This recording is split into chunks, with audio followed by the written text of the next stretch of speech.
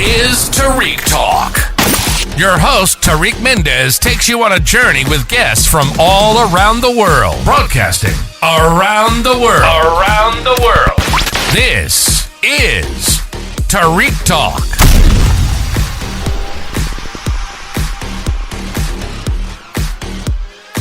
Hey guys, we are here today at the Mana Contemporary, and I'm getting a chance, so lucky to get a chance to talk to Padita. Padita, how are you today? I'm good, thank you. Thank you for being here. It's a pleasure to have you here today.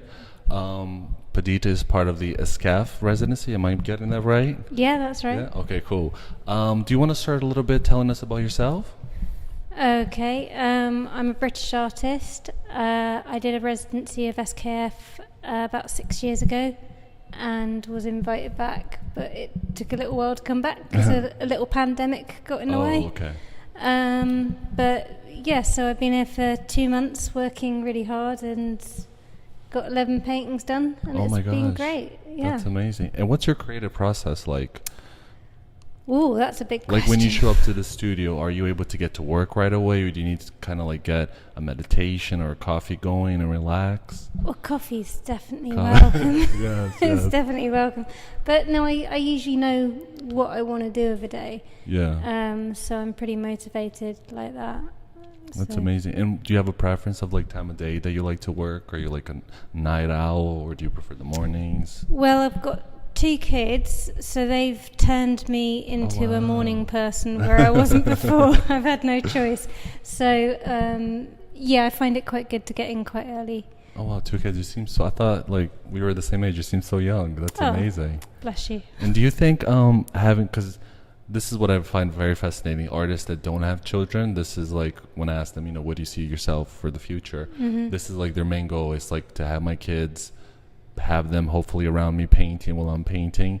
Do you think having children as an artist has like impacted your work or inspired you in a way? Well, both, yes. Yeah. And I think it can be a lot tougher on women than men, and I think history kind of bears that out, really. Mm-hmm. I mean, of course it sort of curtails a lot of what you can do and takes time and all the rest of it, but having my kids has also been a massive inspiration, and it's sort of, you have to sort your shit out. Do you know what I mean? You have to kind of get your priorities right and figure out what you want to do in life, what you want out of it. So I mean, if anything, it's made me more ambitious. Mm-hmm. And do you find it like hard balancing like having kids and being an artist, like, or does that give you like kind of like an endless inspiration because you're kind of able to see the world through their perspective? When I was younger, and when they were you're younger. You're still young. Hello. Oh, bless you. No, when they were little and I wasn't getting much sleep, then yeah, that was really, really, really tough. Yeah. Not so much now. In quite a good sort of routine with it. I get a lot of studio time. I get to go out and about in London a lot. Wow. But I mean, I wanted to do this residency, obviously, because New York is the biggest art mecca in the world. It's amazing. But also just have a really fixed, concentrated time on my work. And so it's been really good doing that. Well, that's amazing. And are you an artist that when you're working, do you enjoy having people around you? Like before this residency, did you like the output or having people around you, or did you find yourself getting distracted? I'm quite good at knuckling down when I need to, so sort of drowning stuff out. No, I love interacting with other artists. It's brilliant. Yeah. It's so interesting, like endlessly meeting other artists and chatting about what they do. But yeah, I mean, being an artist, you are kind of on your own a lot with your head, and I'm fine with that. I can put my headphones on. And you mentioned 11 paintings. That's amazing. Yeah. Can you tell me a little bit about them? Is it like a series? Yeah, so it's sort of following on a bit from work I was doing in the UK, where they're sort of strange, objecty things floating in the sea. I mean, you could say surreal seascapes. I don't know, but a lot of them are sort of look like they're made of sort of ice cream and tiles from Subway or London Underground, or they're sort of about a lot of things. They're about sort of shifting forms and shifting time and challenging states of matter, sort of quantum physics-y stuff. That's cool. And how does like ideas come to you? Do you have to be in motion? Do you have to be still? Like, where do you get your ideas from? Ooh. Or is it like spontaneous for you? Well, I have to keep my sketchbook near me because you don't know, really. Oh, wow. Okay. I mean, you can't force ideas Yeah. or whatever. You just have to keep sketching in your sketchbook, keep writing things down, and sort of see what floats to the surface. Yeah. And if it comes up, then, you know, that's a sign that it needs to be made. Oh, wow. That's very disciplined. So you always keep a sketchbook with you? Like, if you have an idea, you just jot it down? Yeah. I mean, I find that if I don't have the sketchbook near, it's kind of hard to get to sleep. Because then I will start thinking of ideas and I will start bubbling over. Yeah. But if my sketchbook's there, I can just quickly scribble something down and then it's off my brain. Oh, wow. So That's very cool, because a lot of people, like, for example, I just let my ideas incubate and it drives me crazy. Yeah. But I love when I get to talk to artists that they're so, like, disciplined in their craft, that they have the sketchbook, they're able to, like, jot it down right away. So congrats on that. That's really dope. Well, it's quite a good one, because otherwise it would drive me crazy too. So it's good to have it. I know it's written down. I know it's drawn. So, I can reference. And I get a lot of these questions from young artists that they tell me to ask future guests. In terms of young artists that they feel in their soul they're an artist, they want to pursue that, but they're not sure what to do. What's an advice that you would give a young artist, like, who knows they're an artist but they don't know exactly where to go or what to believe in? I think there's kind of two parts to that question. There's sort of what the artist will produce, and I think you can't force that, and you shouldn't force it. You should just kind of live your life and see if it comes to you. Yeah. And if you want to do something, if you want to produce a certain type of work, then just work really, really hard at it and be prepared for a lot of it not to work out. Yeah. So I think there's that side of it. Because you have to kind of ask why you want to be an artist as well. I think that's a good question to ask yourself. Absolutely.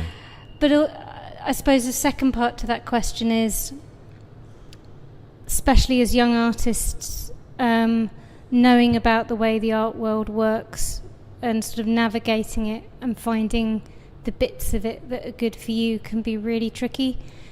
And I mean, there's no simple answer to that, really. Yeah. I think just be interested and sort of go to as many galleries and shows as you can. Well, that's amazing advice. And my favorite question that I like to ask the guests is, what's an advice, like artistic business advice, that you would tell your younger self? I don't know if I'd take my own advice, but I'd tell myself to not worry so much about what other people think and just properly trust my instincts and go with it. Well, that's beautiful. And when you're done with the artwork, do you enjoy hearing like the critiques of the artwork, or do you prefer just to see people from afar enjoying your artwork? I think it's important to get critique on your artwork for many reasons. It needs to be at the right time and at the right point. Yeah. Because sometimes if you're still kind of thinking about an idea or still in the middle of a work and someone criticizes it, it can really kind of sway where you go.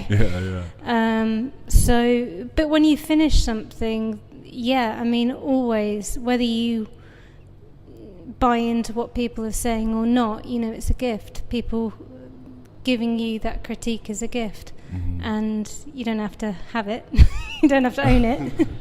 And you mentioned galleries and going to galleries in New York City. Is that something that you use for your like creative process? Like, look, like when you're going to galleries or seeing art, are you kind of like just using that moment to relax, or are you using that moment to get inspired and get creative ideas? I suppose it depends what's in the gallery, really. So both of those things, and also because I like to know what's going on, and I like to have a feel for different spaces and learn about new artists, but you don't know if you're gonna go to a show and it's gonna be a bit meditative and sort of serene, or I went to the Whitney. What was the artist called? Josh someone. Sorry, No worries, I can't remember. But anyway, it was amazing. Is it a current show at the Whitney? Yeah. He does like there's some AI stuff. There's some 3D printing. I can't remember the name. I can't remember the name. Yeah. Anyway, it was like massively full on and of the time. It was so now. Mm-hmm. It was so kind of dystopian, utopian future in your face. And it was amazing, but it was very overwhelming. So yeah, I like the surprise of it as well. You don't know. And if you see something on Instagram, it could look so different in life. Nothing can replace that, really. Yeah. And do you ever like create an artwork that you're not sure about, you don't really understand it, but you go with it, but then later on you kind of look back and you're like, oh my gosh, I was like going through something and it reflected on that, but now I understand it and it makes much more sense to me now than it did back then when I finished it. Oh my God, yeah. Yeah? So there's a quote, and I forget who said it, but someone said you can't live your life and understand it at the same time. Oh, and wow. I scrawled it on my studio wall at home because I just thought, actually. yeah, that's it, because sometimes it doesn't make sense, and it's a weird feeling because you're kind of, I don't know if it's your subconscious, but you're sort of ahead of yourself in some way. And no, I get what you mean. And who are your influences? Like, who are you inspired by? Oh, that's a big question. Who am I really digging right now?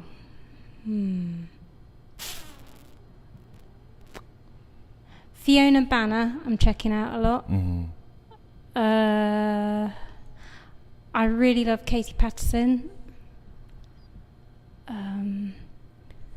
You stumped me. There's too many. No too many. Just at I've the seen moment. so much amazing art here as well. I mean, I've just...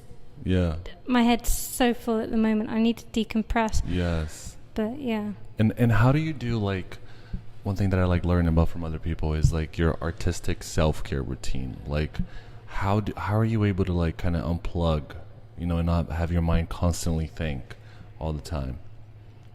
I don't know.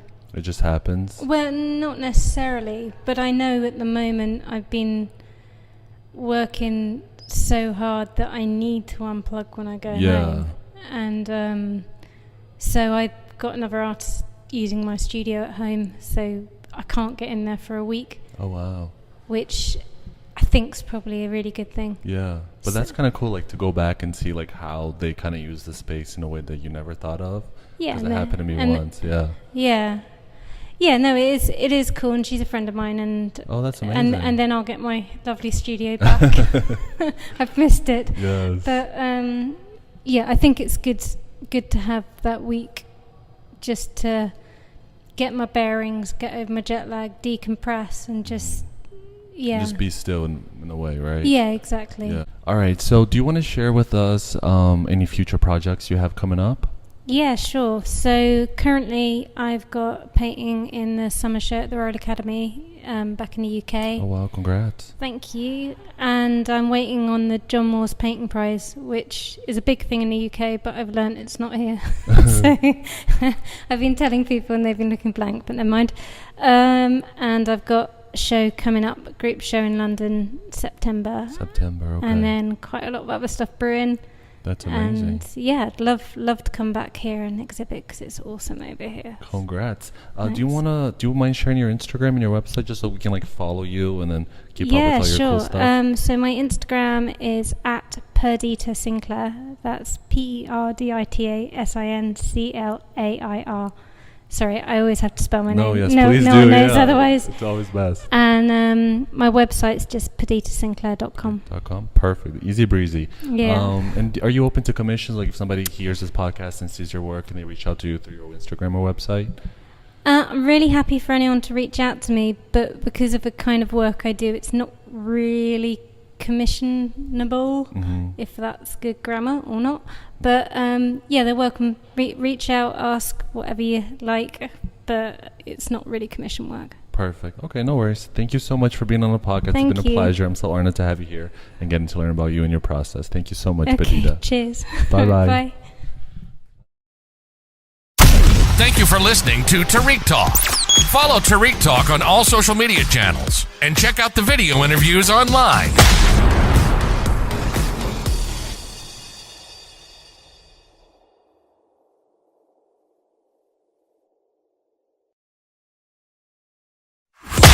This is Tarik Talk. Your host, Tarik Mendes, takes you on a journey with guests from all around the world. Broadcasting around the world. Around the world. This is Tarik Talk.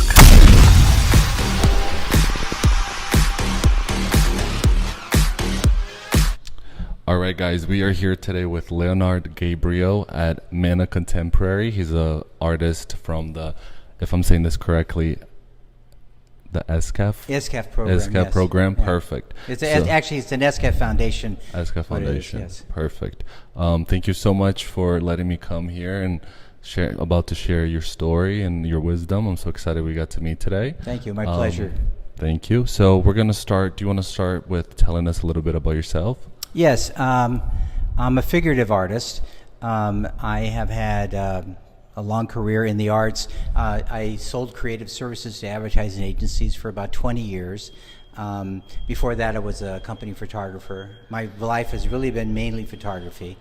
And then there was disruptive change that happened when the computer came in, and I did a number of different jobs. Somebody said to be a good art teacher, and I taught art in Springfield, New Jersey for the last 20 years. At the end, I taught AP Art History, AP Studio, ceramics, 3D design, 3D printing, Photoshop. And I retired in June 21. Oh, wow. So since then, I have been really concentrating on making art and traveling, looking at great art to inform my work, and also making art almost every day. Oh, wow. And do you think being retired now has impacted your work? I think, as an artist, even when I was working, I was always making art, I did a lot of life drawing, because the life drawing was, you could go and you could really knock out some art and get to really move in it. But I think the commitment was always there. I always had a strong work ethic. I enjoy working. I enjoy being in the studio. So now I have a real opportunity to do that on a full-time basis. And I put a lot of hours in because it provides energy for me. It's a source of renewal. Yeah, that's amazing. Thank you for sharing that. And you previously mentioned, when we were having a conversation off camera, that you travel a lot. Do you think that inspires a lot of your work? How does that? Absolutely. I've been fortunate to, as soon as I retired, to travel. I was in Europe for 3 months. I went to the Venice Biennale and saw really great. I was there for 2 weeks in Venice. I also traveled to Rome and saw the Vatican Museum. I took a one-day train ride to Florence. I saw the David, which was truly inspiring. It was just really impactful. Botticelli's Birth of Venus, Primavera. These things were just, and I taught art history, so I really wanted to see these things. In addition to that, I also went to Miami and saw Art Basel, and so I've seen a lot of art, and I think it really has an impact. It's interesting. My son went to University of Maryland, Baltimore County. He had a teacher, a professor, and she had this idea of the museum of your mind, that everything you see gets put back in a museum in your mind, and when you make art, you reference it, whether you know it or not. And I have, after this last year and a half of seeing great art and being involved with great art, I think it's really impacted my work. I can see things that I've recognized, or it feels right. It's just the scene. And then being here in SCAF is unbelievable, because I can literally walk to the museums. I go on a PATH train. I walk to all the galleries in Tribeca. I went and saw Cicely Brown speak at the Met. it's just an incredible experience. So Yes, that was an amazing show. yeah. Yeah, and I also wanted to ask you, shared that you have a son. This is a question that I love asking the people Sure. I interview because I don't have any kids, but when I'm around kids, I always feel like my imagination gets more freely because, Yes. they don't have any restrictions or rules. Yes. Previous guest asked this question too. Do you think having do you have more than one child? I have one son. One son. Has having a child impacted your work, your creative process to be? So yes, having a child does impact. That's a special one-on-one. You see how they just put things. I would have different toys where he would put together things, and it was just interesting to see how they did that. But also, I taught grades 3 through 5 for 5 years, Wow. and then I taught middle school for 10 years, and that was probably, I would have to say, I was teacher of the year. I was considered the creative guru of the district. They had a really strong Wow, that's program, amazing. and then I taught high school. And so I think seeing how these minds create at different stages of their development has really, really impacted my work. And it's also impacted the possibilities, Teaching, especially when they're making art, there's different thinking at all different ages as they develop. And I think my particular way of teaching was really about personal voice. I didn't focus too much on academics. It was really the expression of personal voice, and it was really exciting to see, someone that was an adolescent be able to express something, or someone who was a child be able to see these things. And I think seeing these, and then of course, as an artist, I would see lines that were really extraordinary or impactful, creative, and I think that made me look and see in a different way. It was really, it was a really great experience. And going back to your travels and your art knowledge and everything that you know, how is it for you, when you go to a museum, do you always find, because you probably know so much of art, are you able to enjoy the art, or you just art, always thinking, every detail, I wonder how, what period this is from, how they did this, or can you just, relax from, a, consumer type of view? Well, that's interesting. I have a mind that goes a million miles an hour, so first of all, just being in these and seeing this great art is it's an amazing experience. Mm-hmm. I'm in awe. But since I taught art history, I do a visual analysis. How was it made? What did it do? How are the brush strokes? What do I see? What does it look like? How is the color put down? You can always tell an artist at an art museum. They're the ones that are really close, looking deeply, Yeah. So I just find that, especially since I've taught art history, especially since then, before art history, I thought I really knew art history, but I really didn't.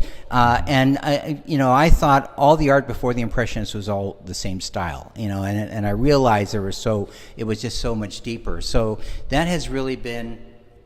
And sometimes you see things that artists have done in the past, and you say, that kind of gives me permission to do these sort of things. Or I make a mark like that, or similar to it, or that's interesting how they do this. And you really take it back to the studio. And I don't think you say, I'm going to paint like this, but when you're doing that, you see the mark. I mean, I had this one art professor, that said, you make a mark, and your eye sees it, and then you change it in your brain, and it goes down your arm, and you make a mark, and it's just in a creative loop. And I just find it to be really interesting, really fascinating. Did you ever have one of those artistic moments where you're going through something in life, or you're inspired by something, and you create a piece of art, but you're not sure where that came from, and then maybe weeks later or days later, you're like, oh my gosh, this was, I was influenced by this, or I was going through this, so it reflected a little bit on the canvas. Do you have any of those moments? I think,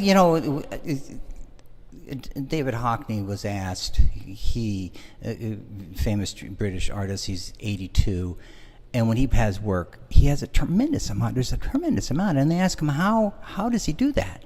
He says, well, first of all, I'm 82. I don't go anywhere. I'm in the studio. But second of all, he says, when I make art, it gives me energy. I feel like I'm 30. It's not only when I stop, it's that I feel old. And I find that when I'm in the studio, there is this experience that I have that is just transcending, And I kid one of the artists I was talking about, I'm going to have a spiritual experience here looking at the art, and it really is. It really has that impact. So yeah, it is. I think sometimes when you're making art, everything works. It flows. You're in the flow. Mahaley Csikszentmihalyi wrote about that. You know, you're in the flow where everything looks heightened, the colors are heightened, and it doesn't happen very often, but when it does, it's an incredible experience. So yeah, I think, you know, this whole process is really stimulating. Yeah. And going back to your creative process, are you an artist that like to, you know, create in the morning, afternoon, or night? Like, do you have a preference, or it's just more spontaneous for you? You know, I'm really not an early riser, and you know, I do work.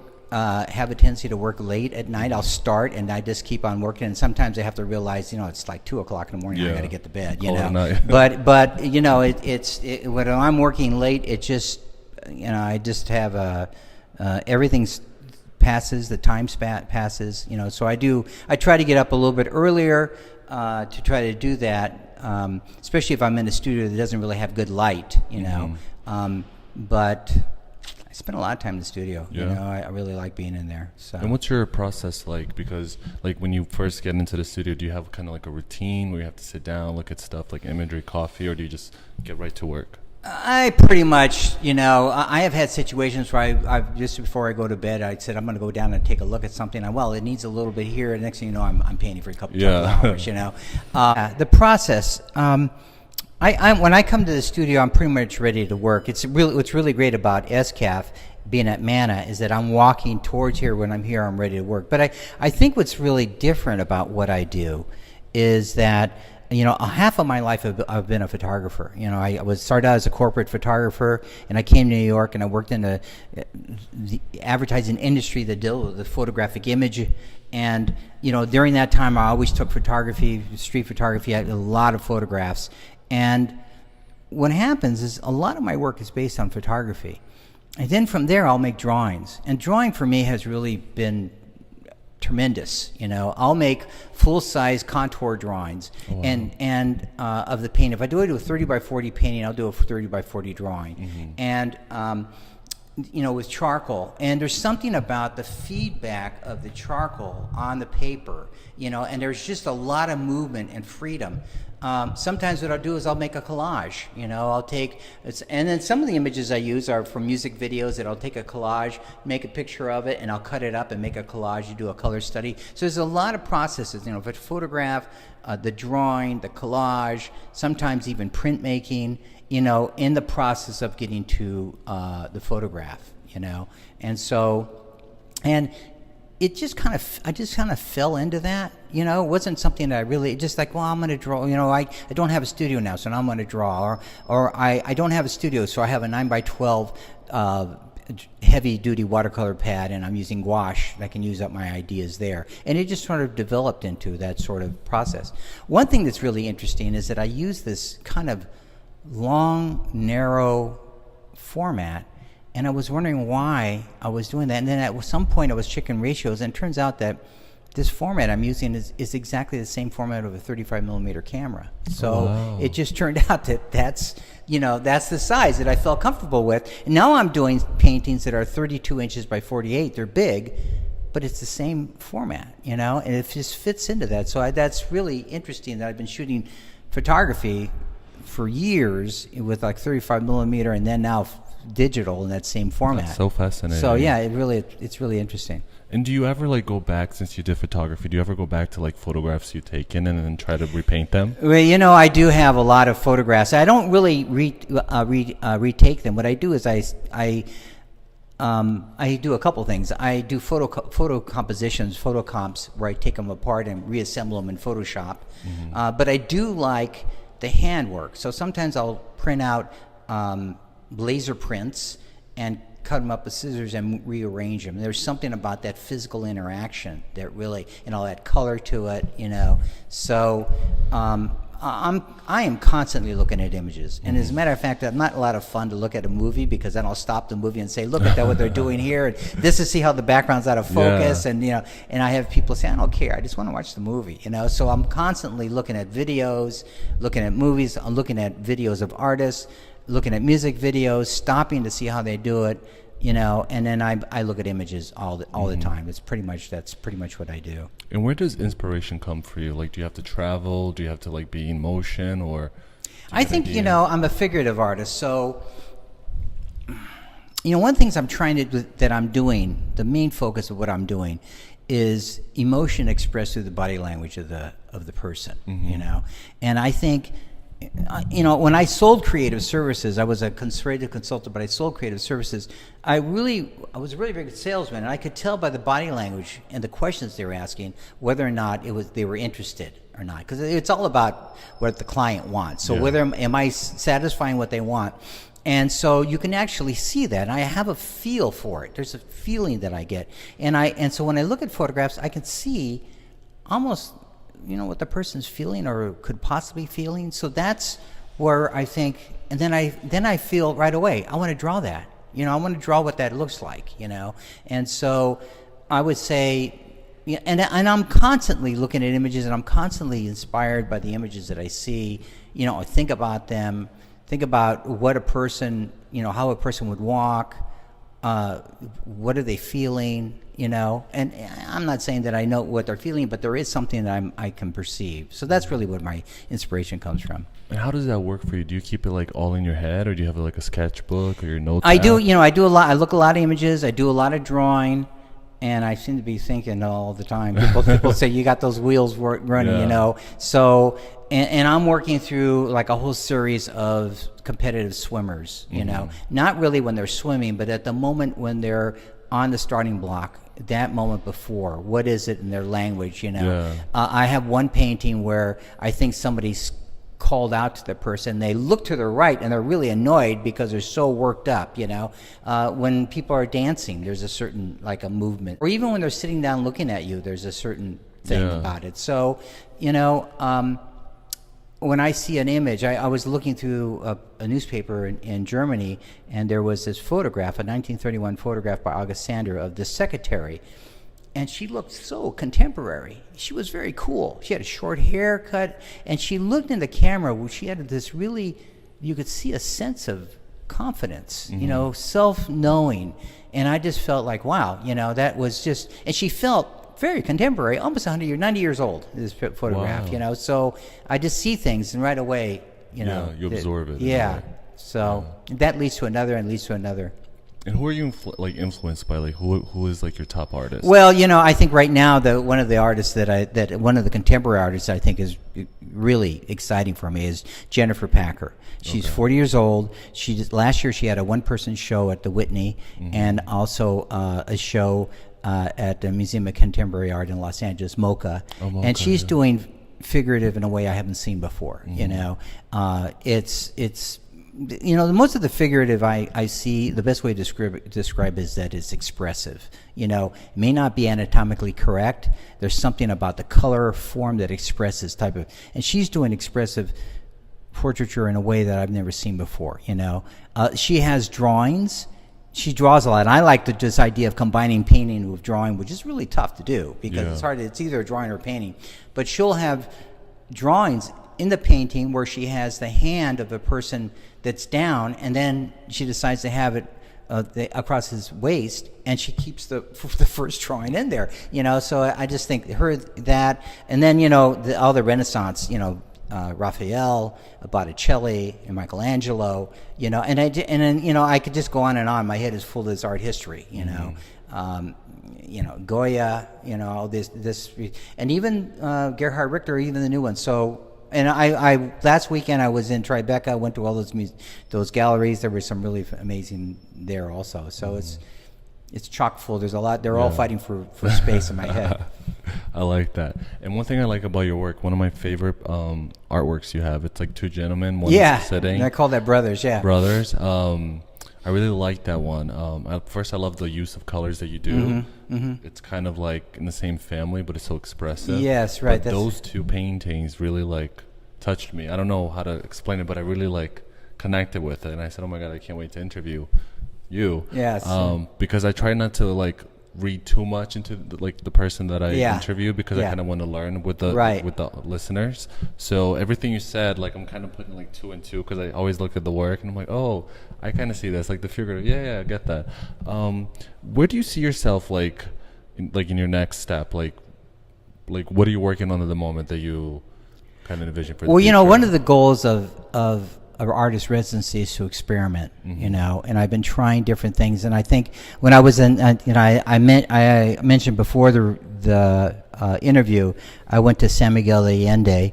It's an artist town north of Mexico City, and I rented a casita with a 12 by 15 foot studio to prep for this, and I painted for 3 months. And I believe at the end I had a breakthrough, you know. And then coming here was really good because I more or less hit the ground running. You know, I kind of figured out what I was doing. It took me about a week to get into the gear here, whereas in San Miguel it took me the first month I was just experimenting before I figured it out. But so I've had a number of different styles, a number of different breakthroughs. I'm going to go back to Europe right after this and paint for 3 months and explore some of the ones that I've done. I'm talking right now to a curator in Mexico City who's interested in doing a one-person show in beginning of next year. And he also has connections with a gallery in Oaxaca, so it's possible that could happen. But so the next thing is I'm going to continue working what I've been doing now, and then from there I'll probably go see some shows. I'll probably see Art Basel in Miami. You know, that was a really great thing. Yeah. And I'll go back to San Miguel and paint. I have a question. Since you mentioned like all the work that you have been creating throughout your life, do you happen do you have a big archive of your paintings? I have some artwork that I've kept. Other ones, after I've looked at them for a few years, I said, you know, maybe that isn't so good. You know, It's really moved on. I have an artist friend. There was one painting I really liked, and then at the end, I don't like it as much. And my artist friend says, as you get better, the paintings you liked before, they don't work for you. What happened was when I was teaching art, especially when I got into middle and high school, I didn't have a lot of time, you know. So I used to do a lot of life drawing, and they have these life drawing studios where there's a model, no instructor, and you pay $25. And I really like that because in 2 or 3 hours, and it's very expressive. Charcoal, pastel, boom, you know. And so I do have a large collection. And then that night, you know, and you experiment, that night I come back with some really nice things that are on newsprint. You know, they're not final art, but they're very expressive. They're very special in their own right. So I do have a lot of the life drawing. And I think that's why I'm able to paint figuratively, because of all the life drawing I've been doing I started in earnest about 7 years ago, and I've been doing it for 6 or 7 years now, to the point where, and now when I draw something, there's just something, it just kind of hits me. Yeah, that's right. Oh, yeah, that's the way it looks like. You know, it just, you know, so that's my collection. And when you go back to normal life, are you able to, since you mentioned it like figurative, like when you're having fun or with your son, are you able to kind of like relax, or as you mentioned before, is your mind always working, like picking up certain things and observation? You know, I've had people say, you know, you're passionate. And I don't think I'm really passionate, but I get up in the morning and I want to be in the studio. You know, I guess you call that driven, you know. So I really feel, you know, do the work. And I hear that message over and over and over again. Do the work, you know. You know, famous athletes have said, you know, the reason I'm good is I practice every day, you know. And the reason people are practice every day is because they're driven. They're not doing it because they have to. They do it because they want to, you know. And so my son is he you know, both his parents were art teachers, and he had art all the time. So we talk about art, you know, often, you know. And we have these long conversations, you know, about art and what's going on in his life. And, you know, he's coming actually for the show. He'll be here tomorrow. And so, and it's nice, I do have some friends who are, you know, I call them and talk to them, because everyone is retired and, you know, they're everywhere, you know. So, I don't know, you know, since I've started this in January in San Miguel, and been working here, it's been pretty much, I've been thinking about art pretty much most of the time. And when I go home, you know, I'll follow people who are YouTubers that visited this. Mary Lynn Buchanan she's excellent. She travels all over and sees all these galleries, or also look at videos about artists, you know. So So basically, you're like an endless 24-hour creative. Yeah, I enjoy it. People say you're going to burn out. I don't burn out. That's the way I work. I've always worked that way. You know. Have you burned out before artistically? No, not really. No, I just, my brother, who's a very successful businessman, said, you're project driven, not schedule driven. Yeah. You start a job and you just keep working on it until you get done. And the one thing is, I think I learned that when I was working in advertising. My specialty was delivering work on a rush basis, on time, and often I would work all night long, and doing these things, and that's how everybody in advertising worked, and I just became part of who I am, and you work until the work's done, and then you put your feet up, Yeah. So. And do you think that has like shaped the artist you are today, like with giving you like discipline and ambitious and? Absolutely, I mean. This may sound a little kind of, I don't know, like I'm trying to pat myself on the back, but I enjoy working. Yeah. I enjoy getting and working on a job. It really gives me purpose, and I get involved in it. There was a time when all the businesses in New York City went out to business. Everyone was out of work, and I found myself selling suits in Nordstrom.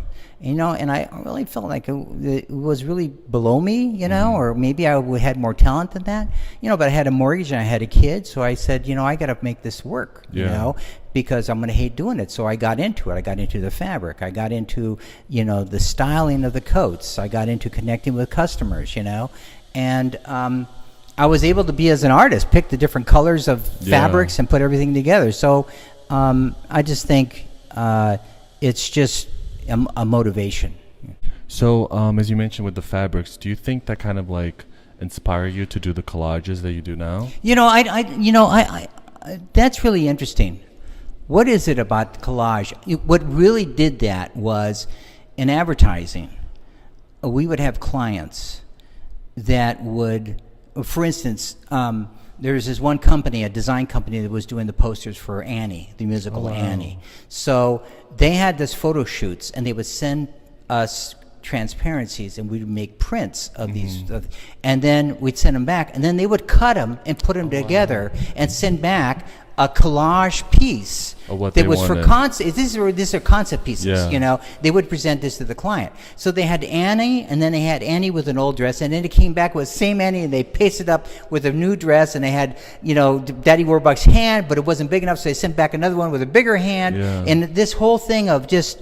And then when I was working with art directors and advertising agencies, they would use tear sheets, take magazines and tear out the tear sheets, and we would copy them, and they would blow them up to make a what they call a comp, a dummy of what the ad could be. And so when they blew it up, you could see the dot pattern in it, and it was just really. And then they would go back and forth and back and forth. It's really exciting to see that. And sometimes they would cut like a zigzag pattern, and so that you couldn't see where the line was. I mean, you could see the line, but because of the zigzag. So I think all that really got me excited about, and I started putting my collages together that way. It was really, and it's fast and intuitive.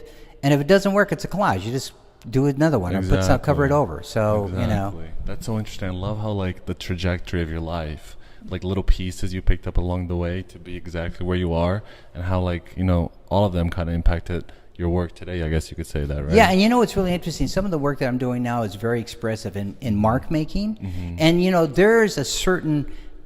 In advertising, there's a deadline. You're working on a deadline to knock these things done as fast as you can, but it's still time to be good. And sometimes when I'm working on art, there is this sense of urgency or a sense of energy that's put into the artwork that I can really feel, and it's just I feel it. I feel it in the brush, I feel it in my hand, I feel it in moving it.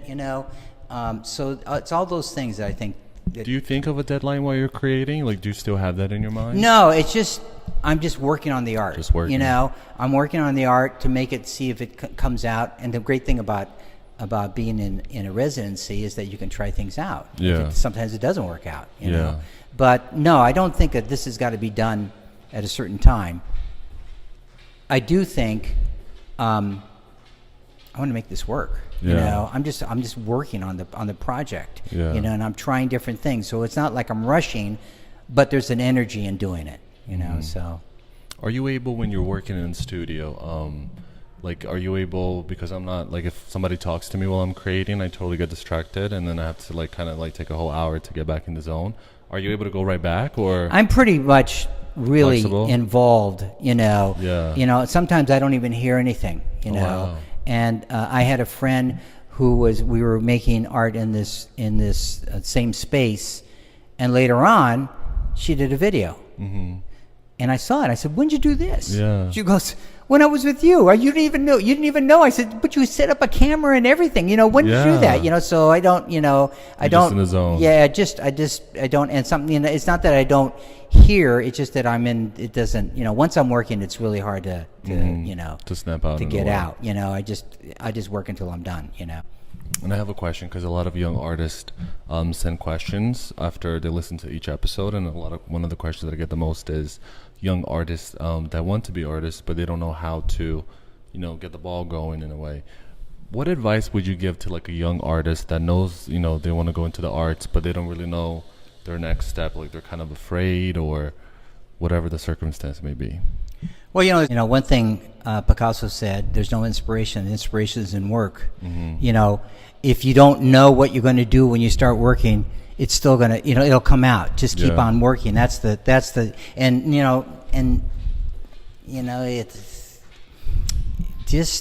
Jerry Saltz. I listened to his book, How to Be an Artist, which is really, I'm listening. I don't have time to read it, but I listened to it, and he's got a lot of good advice. And one of them is, go to the studio and do the work.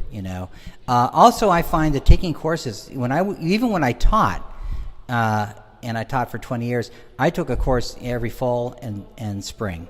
Oh, wow. And so I would take at the Visual Arts Center in Summit. I would take courses. Sometimes I would go to Kane and take watercolor courses or drawing courses. Every spring I would take ceramic courses. Every spring and fall I took a course. And so that helps because you're with professors. You get kind of a feedback. And then I got to the point where later in my career I was doing the life drawing, and I didn't need. And then, at first I had an instructor, and then I went to these open studios that didn't have an instructor, and I said, I can do this. I don't need to have an instructor. So I think it's because, for the 20, 30, 40 years I've been doing these courses. So I think number one is do the work. Don't wait for inspiration. Inspiration comes from working. And number two is, take courses, and realize sometimes it doesn't work, I listened to this podcast. This fellow studies how artists work, and he talks about their day. And so one of the ones I was really interested in was Maya Angelou, the great poet. Oh, I love So her. what she does, she rents an apartment. She goes, she's passed away, but she went there every morning at 9 o'clock, and she would work. So if she had a bad day, she would leave at 2. Mm-hmm. She had a good day, she stayed at 5. Oh, wow. And I thought that was really interesting, because for me, it was the other way around. If I have a bad day, I just keep on working, to where I work it through. And it doesn't really work, Yeah. So then if she has a bad day, then she goes home and says, today was a bad day. Mm-hmm. Today's a bad day. Put it to bed. We get up tomorrow and do it again. So and all the artists go through this. I was telling one of my friends about that. I just painted today and it was terrible. She says, "That's a bad painting." Yeah. You have to do a lot of bad paintings to get to good paintings. So that's another. And there are so many videos, YouTube. There's a fellow that's an oil painter that I listen to also. There are so many out there that had advice for artists. One of them was, you're going to make a lot of bad paintings. But to get a good painting, all those bad paintings are in that good painting. So. And do you ever, like, go back and repaint your paintings, or you kind of just, like, toss them? I haven't. I do have this swimming series that I've been doing for over a year. Oh, wow. And my son said, it's getting kind of old. And I said, but every time I do it, it's different. It's like a new perspective, it comes out differently. And so I do that. I have this dancer series, these ska dancers that I do, and I look at these historical photographs. So. Yeah, and I think one of the things I learned here one of it was art critic Paul Laster actually had me advice and say, you have a lot of work, but I don't see anything that connects it. And I said, well, it's all this human experience. He says, oh yeah, that I have, but I'd like to see. And I have a photograph by August Sander, who took this photograph of the secretary in 1930, and he said, August Sander did paintings, or photographs, I should say, of all workers, laborers. Oh, wow. Richard Avedon did a series on the Western series, a cowboy Western series. Mm-hmm. When you go to a show, there is a theme that runs through that. So. Looking back on that, I wanted him to say something more positive about the work, and he actually said the work was really good. But now that's going to give me an opportunity to take each one of these series and really run with it. Yeah, I have two questions in regards to collaboration. Have you ever done like a collaboration? I haven't, but I spent a lot of time talking about art about my art with it. Well, now that's an interesting thing. When I went to San Miguel to paint, I would tell people I'm there to paint, and they said, "Well, who are you painting with?" And I said, wow. "I'm just me. I'm just painting." So then I started thinking, I need to have a mentor, a coach. Even the pros have coaches, So I reached out to someone I had taken a class for before. Actually, she was in Palm Springs, California. And I said, would you be interested in, I'm in Mexico and she's in Palm Springs. Oh, wow. And so she said, sure, that would be really great. And I had 2 1-hour Zoom sessions, and we talked about the work, And she said, I usually don't do things with mentors, because people ask me all the time, because what happens is they come up for the session and they haven't done the work. And she says, and I'm not your mother. You have to do your homework, She says, but you're already doing the work. So it was a very good session, and she saw some things in there. And she asked me why did I like this? She saw some things that I didn't see, She put a name on something that I knew. For instance, I'm trying to incorporate drawing. Mm-hmm. So one of them I came back, at the end I had a really thin brush, a rigger, and drew on it. And then when I did it, it was too strong, too prominent. It became, another artist says, it's too important. When you look, that's all you see. So I started distressing it and essentially knocking it back into the painting. So when I explained that to her, my mentor says, I call that, when you do that, what you're painting is sitting on top of the painting. Mm-hmm. And when you distress it, it recedes into the painting. Mm-hmm. So that's something, and the reason I'm making that is because that's something I knew, but now I have a name. I can put a name to it, and so those little things were they're gems. There's other things that she did and talked about that also. Like some of the painting that I do, it's not anatomically correct. It's expressive. It's like contour drawing. The hands are too big, but it doesn't really matter because it's expressing. And she says, this is the type of drawing where the body parts aren't always, aren't always anatomically correct, but it works. Yeah. So that's another thing. But that's. Yeah, that's exactly what I was going to say, because I think your work is very expressive, but very, very flowy. So I feel like it could be easily inspiring to anybody, like any demographic, and everybody can take away something I hope so. from Thank it. you. Yeah, it's not like, because a lot of them sometimes are like strict, or like they want to convey a certain message. Yeah. But yours, like the more I look, and then like there's like the bench that turns into a leg, like becomes part. You know what I mean? Right. And it's like you do like a double take, and when you're like ready to like either you see in person or swipe up on Instagram, you're like, wait a minute, was that a foot? What was that? You know what I mean? But that's why I think it's so fascinating. I'm glad you brought that up. I talk about the expressive body language, and it's emotive, and somebody can really understand it. So essentially, what I want to do is I'd like the viewer to look at the subject and say, I know what that person's feeling, or I've been there before, or even ask, what are they thinking? I wonder what they're thinking. When you look at the two brothers, what are they thinking? So my goal is for the viewer to have an emotional experience when they look at the painting. To question, wow, that's interesting, and why is it interesting, and what's going on there? Is there a narrative? These things are really, I think, a narrative. Everybody is really interested in the story behind it. And I think the body language of the people, there's an implied narrative that you can create your own story of what's happening or what's going on with these people. Absolutely. That's actually going to be my next question. When you create your work, are you thinking of like the perspective of the person that's seeing the work and what like emotion and message you're trying to convey, or does it kind of like just flow spontaneously and it works out in the end and you're like, oh my god, this is exactly what I wanted and I got it? That's a very interesting question. The brothers painting, I've done a color study, I've done a drawing, and I've also done the finish with a painting. So there's a couple of questions, a couple of answers. One is I don't intentionally try to convey a feeling. I see the subject, they look really interesting to me. Captivating, I should say, is more, and I start drawing it. And when I draw it, it becomes something else. I think the art takes life and becomes something that it was more. And sometimes I'm astounded. Like, how did I do that? I just drew it, and it came out. Happened, yeah. And then one of my color studies, I did the drawing. I had the younger brother. And he looked really angry when I did and I said, where did that come from? Because he wasn't. And then I said, I got to erase it. And I said, maybe this is the way the art wants it to be.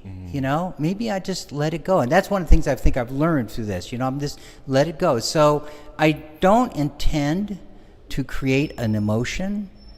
There's something about the subject that's captivating for me, and when I draw it, it comes out in a way that I never really expected it to be, and that is really stimulating. It really is really engaging when I look at that. So, do you like seeing how people interact with your work and like hearing their feedback, or you just kind of like to observe from afar?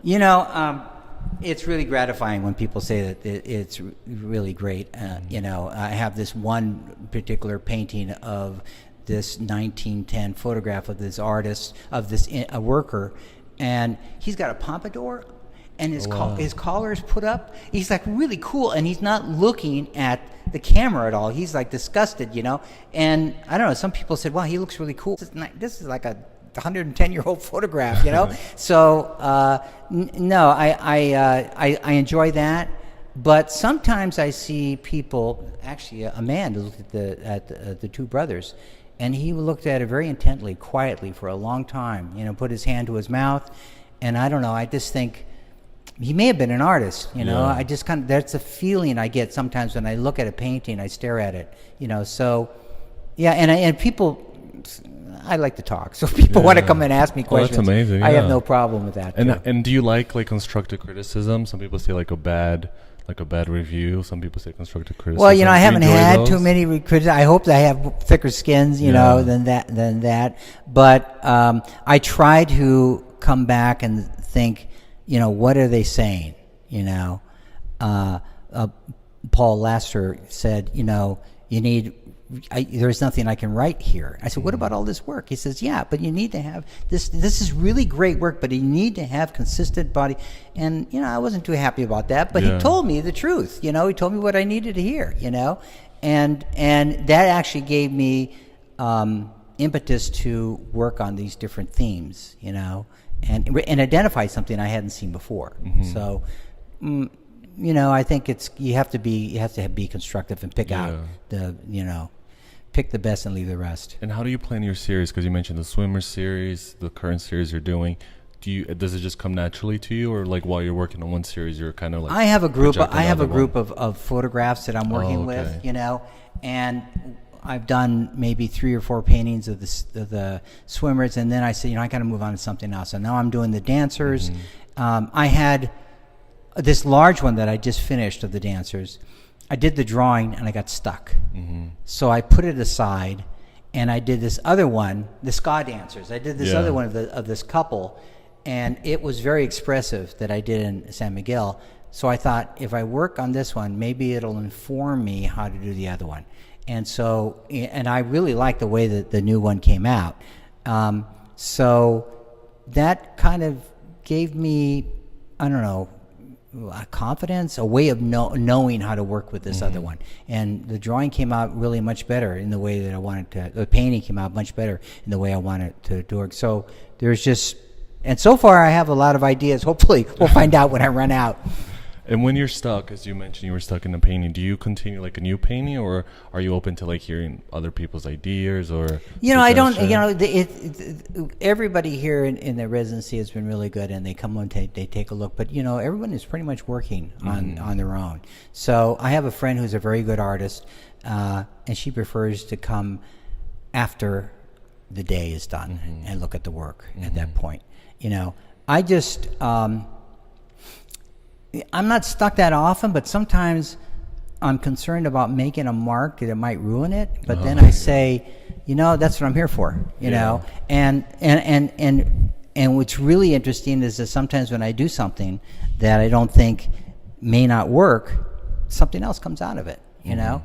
I think this is one video that I listened to, and the artist said you gotta fail, and if you fail, then you're doing something right. Yeah. I mean, David Bowie said, it's like swimming, and if you're in water where you're not over your head, that isn't where you need to be. You need to be in where you're over your head, Absolutely. And so those are just the things that I just keep on doing, and I try. And the SCAF has really given me the opportunity to try different things. That's really been the great one of the great things here. Absolutely. And how long does the residency last for? It's 3 months. 3 months. And boy, I tell you, it goes by really fast. And you guys started in April? Yeah, April 3rd. It was the first Monday. Okay. And then we're done. Tomorrow, the 23rd of June, is the closing reception, and then we're out of here on the 28th. Oh wow! Okay. So we clean the studios and get everything out. Besides the show you're working on in Mexico City, are you planning on anything else? Or well, I've applied to another residency. Okay. And I'm the curator in Mexico City would like to have 40 paintings. I have 15, so I have a little bit of work to do. Yeah. And he also said, if that doesn't work, I can go to Oaxaca, Oh, wow. So that's going to be one of the things I'm going to be working on. I also am going to take a painting workshop with Marcus Lupertz, who is one of the best well-known living German artists right now. I took a painting course with him last year. Oh, wow. He has work. He had a one-person show at the Museum of Fine Art in Munich. He has work in the Met, in the Modern Art Museum. He's an older gentleman. So I'm going to be taking a painting course with him in July. That's amazing. So that's really good. And also it's kind of up in the air, but someone contacted me that they're going to have an alumni show at Kane University. That's where I went. Oh, so wow. She's interested in. I think it's going to be November, December. So she's interested in having a couple of pieces in there also. Yeah. So we'll be sharing your Instagram later in the episode, so people can follow you and check in on that. But I wanted to ask the $1 million question. Yeah. That I enjoy asking all the artists. Yeah. From a business, like artistic business perspective, what's like an advice that you would tell your younger self? Well, I think first off, it always comes back to do the work. Mm-hmm. You have to do the work. You have to have a lot of paintings before you finally you start getting something. I think networking is really important. One of the best things about being here on the East Coast, and I tell you that, I lived in New Jersey for 35 years, and then I moved to California, and now I'm back here, is that you go in and see the art all the time, and you can go in during the openings and start seeing people and galleries that work that you like. And these you can also see artists. The artists that have the show are very approachable. You can go up and say, I really like your work. Can I have a selfie with you? And you can talk to them and ask them for advice. There's no place like New York in the world. New York. Chelsea alone has 300 galleries. There's 600 galleries in the city of New York. No place is like that. And you can go in and see them. There's openings every Thursday, I think it is. And so this is a great opportunity to do that. Really get immersed in art. I think one person is, how do you know if you're an artist? It's like, how do you know if you like to breathe? Think about that. It's something you have to do. And then she said, that only means you're an artist. That doesn't mean you're a good artist. That's a whole other thing. But so I think it's do the work and then network.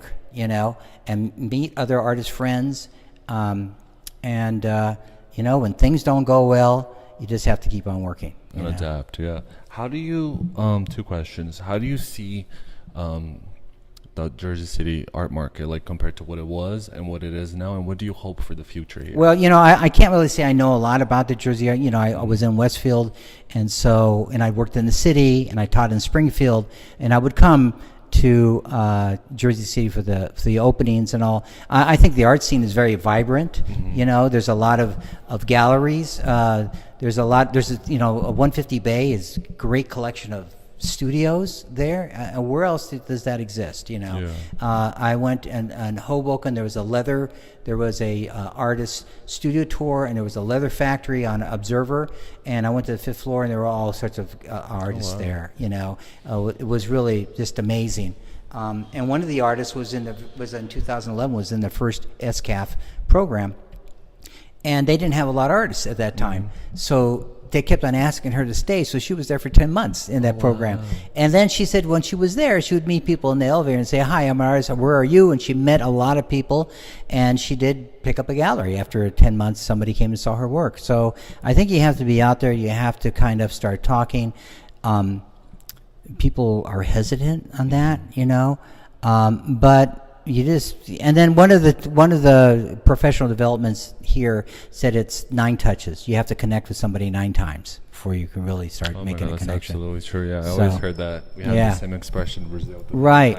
So I think make art, take courses, go and see what's going on in there, and start looking for galleries that you think that are yours, and make some connections. And when it comes to like art and business, when you have to do the business aspect of the art world, are you able to do both in one day, or do you have to do like business day one day and then I think I'm pretty much doing art most of the time, and then I think about business when I come home. It's like homework or something along those lines. Like for instance, one of the things I did is I spent. Well, this is the opposite of what I just said. Yesterday, I was at the apartment till about 1 o'clock.